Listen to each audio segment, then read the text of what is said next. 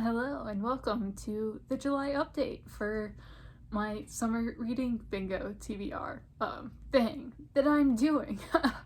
I stole this from Celeste's Bookish. She has an IRL book club that does this, and I just stole it from them because I was looking for kind of a reading project with prompts, and this had some lovely vague prompts.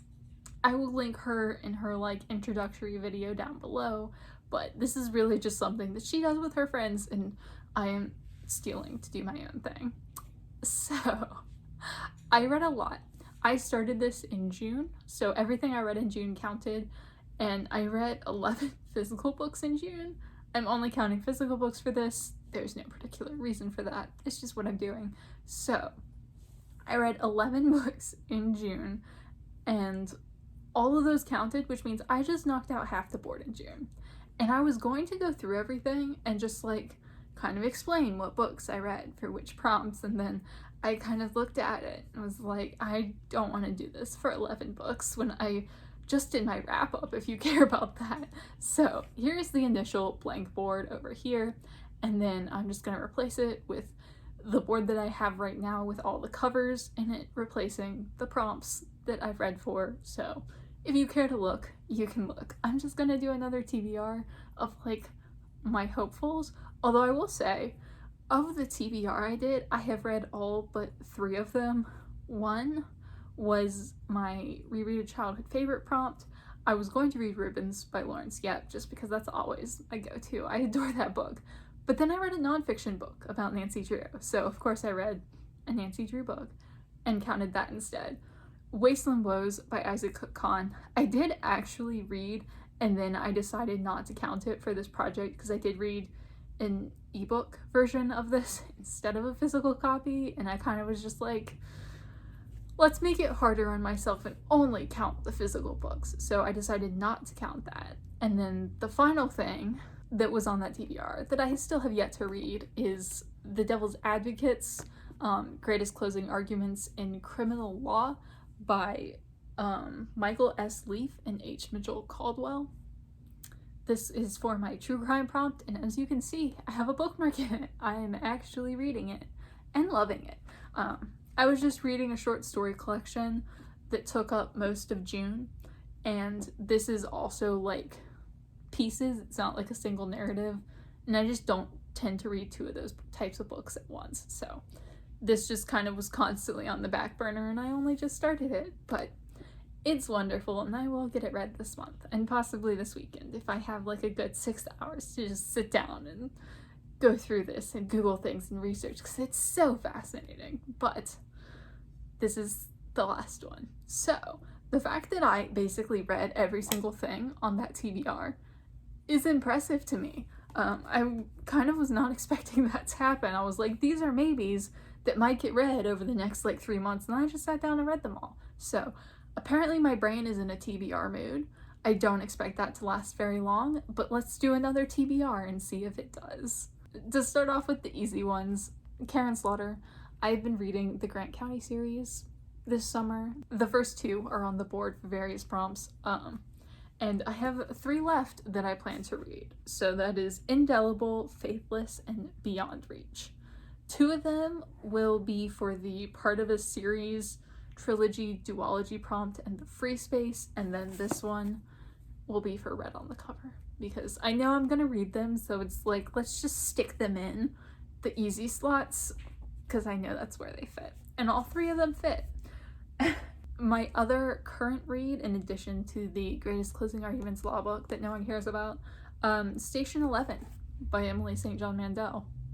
This is going for the speculative fiction prompt, which I don't know. A lot of these books could fit for multiple prompts. I just kind of picked the one where they fit in best on the bingo board and make my life easier. So it's really good so far. I'm 100 pages in, really enjoying it. A little bit anxiety inducing, but it fits for the speculative prompt. For the out of your comfort zone prompt, I will be reading Magic Bites by Ilona Andrews, Keep Calm with Books and Coffee, and Penelope the Paperback Cat. Both rave about Ilona Andrews all the time. They write paranormal romance novels. This is a Shapeshifter series, so about as far outside of my comfort zone as you could get. But they talk constantly about the amazing writing and the characters and like development of that, and I'm down to give it a shot. But this is I have a pretty wide comfort zone when it comes to reading, and this is just far beyond, but I am looking forward to it. For the prompt suggested by a non-book bitch, which, to clarify, Celeste's book group calls themselves the book bitches, so, you know, for me, a book recommended by literally anyone other than Celeste would fit for this prompt. I am reading Miss Benson's Beetle by Rachel Joyce, which was recommended by Charlie Brooke Reads. This is for my 12-book project, so it fits neatly in.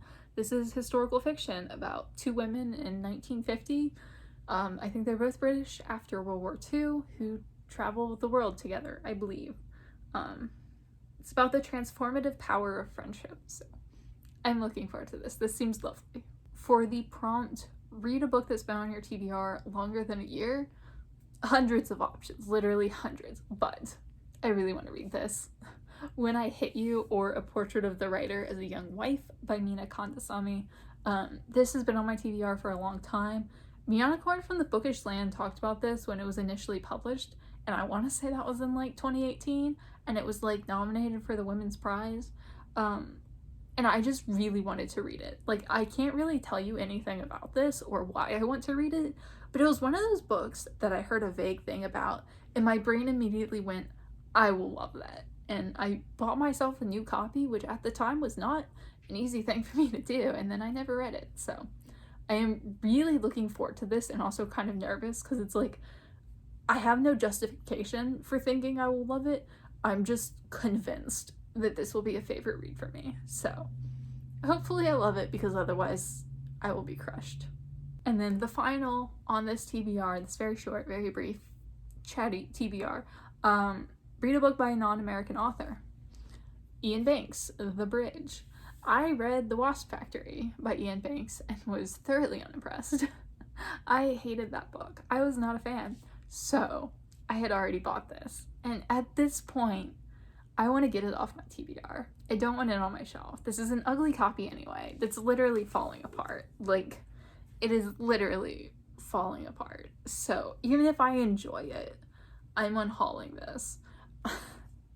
I don't expect to like it, but I do want to read it because I was told when I hated The Wasp Factory that this was significantly better. We'll see. But he is British.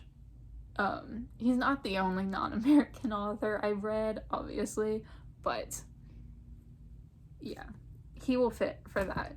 And then with that being said, I think I'm only down to 4 that I don't have books for. One is the short story collection prompt, which I have many short stories to choose from. I will probably go with Exhalation by Ted Chiang, just because I need to read that for my 12-book challenge. That was recommended to me by somebody. I have to read a coming of age book. I have lots of YA.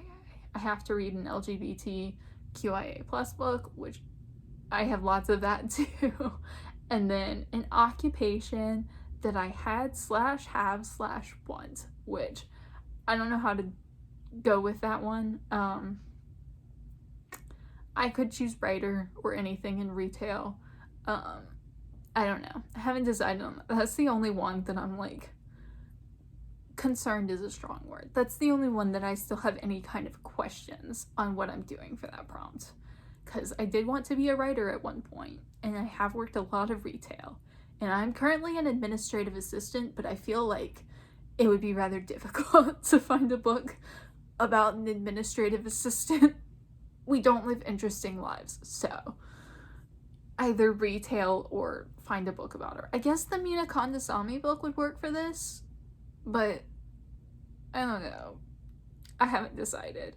I might be going with writer for that one just because that's easy, even though I don't really want to be a writer anymore, but I did for a long time. So I feel like it still counts. But that is my plan. I am looking forward to most of these, except for Iain Banks, basically.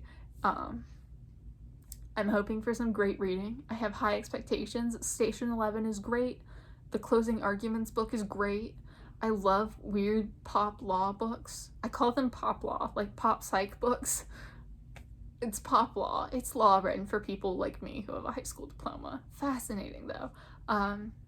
But yes, I have a lot of interesting things coming up. So let me know down below if you've read any of these and what you thought of them if you have. And as always, thank you so much for watching, and I will see y'all again soon.